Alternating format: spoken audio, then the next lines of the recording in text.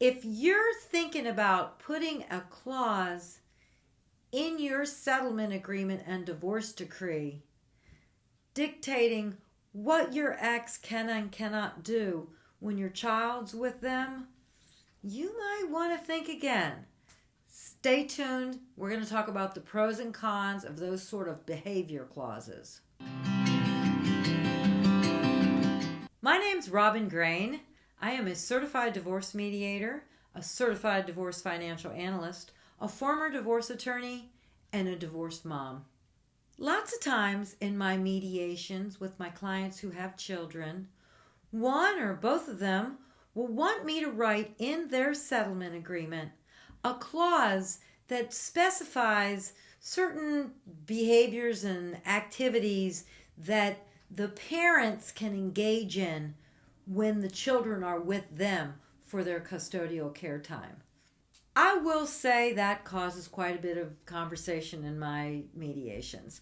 I know that those sorts of clauses are very popular, particularly with clients that litigate their divorces, but I would say that there's more in the con category than the pro category for those kind of clauses.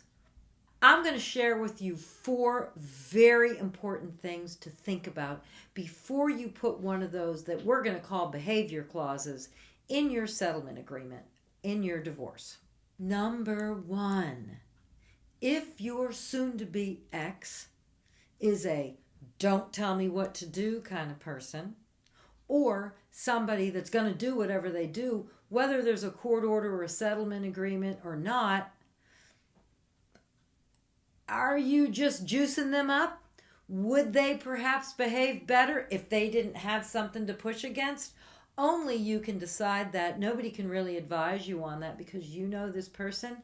But sometimes things will be not great, but if you push their buttons, they're going to be awful. So think about that before you really advocate for a clause to be put in your settlement agreement that starts telling somebody what they can and cannot do. Number 2, a popular clause that people like in their settlement agreements is that the other parent can't bring non-related persons of romantic interest.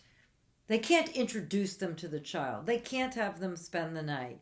They can't have them kind of around in the child's life. Maybe until those 2 people are married, or maybe until they're engaged. I've seen this many, many different ways. Here's something that I would like you to think about if you're considering having that sort of a person of romantic interest behavioral clause in your settlement agreement.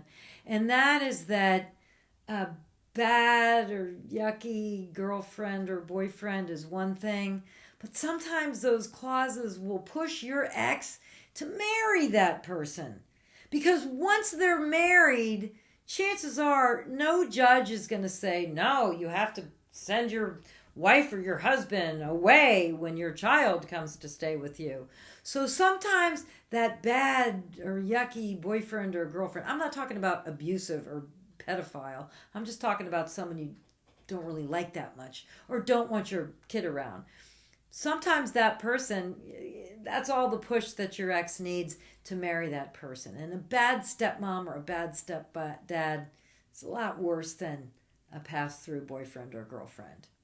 Number 3, if you have a clause in your settlement agreement that says, for example, no cocktails when the kids are around, or once again, no having the girlfriend or the boyfriend, around, no eating fast food, I've heard that, those type of behavior monitoring things. Oh, no, or you got to have bedtime at a certain time, no TV on the weeknights. There's all kinds of things. Well, essentially, you can't really control what goes on in your ex's house. Not only can you not really control what goes on in your ex's house, but if you try to through one of these clauses, one of the problems that you might run into is that how are you going to know what's going on? Well, your kids are going to tell you. So now, your kids are now stuck in the middle. Exactly what we don't want, right? You don't want to stick your kids in the middle of your divorce. But who else is going to tell you when mommy or daddy is misbehaving, is violating the clause? It's the kids. Parents end up saying to their kids things like, don't tell your mom, don't tell your dad. Or the kids start catching on. Maybe they're mad at their dad or their mom. So they go home and they tell the other parent, what happened. They might not even know about the clause, but they might not just know what pushes buttons. Next thing you know, there's a violation. Who's your witness? Your kid. Who's stuck in the middle? Your kid. So this can cause a lot of problems. So it's just something that you need to think about. The fourth thing I want you to think about, if you're so worried that your ex is going to exhibit such poor parenting decisions and demonstrate such terrible behavior in front of your child, that you really feel that you need to control that via a court order, which is what your settlement agreement's going to become. First it's a contract enforceable in a court of law, then it's a court order. You might want to consider getting sole physical and possibly even sole legal custody, which means that you are in control.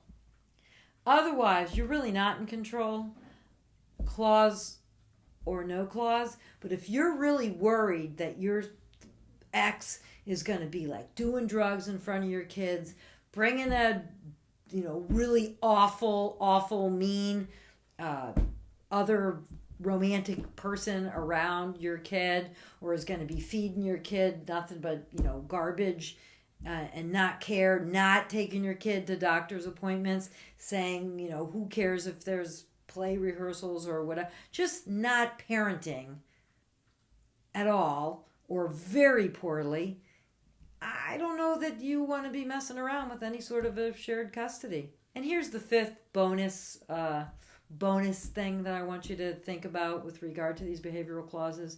And I've seen this, that is that sometimes one parent pushes for a particular behavioral modification clause, and then they're the parent that violates it. And that's a terrible situation to be in when you created your own trouble. So think long and hard before you include one of these clauses. Really drill down into what specifically are you concerned about. And it might be something so specific that that's all you include. But if this clause is broad, it could turn around and bite you.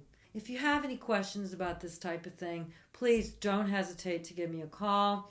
If you thought this video was helpful, hit the like button, hit the subscribe button, leave me a comment or a question below. I do check and I will answer your questions. You take care.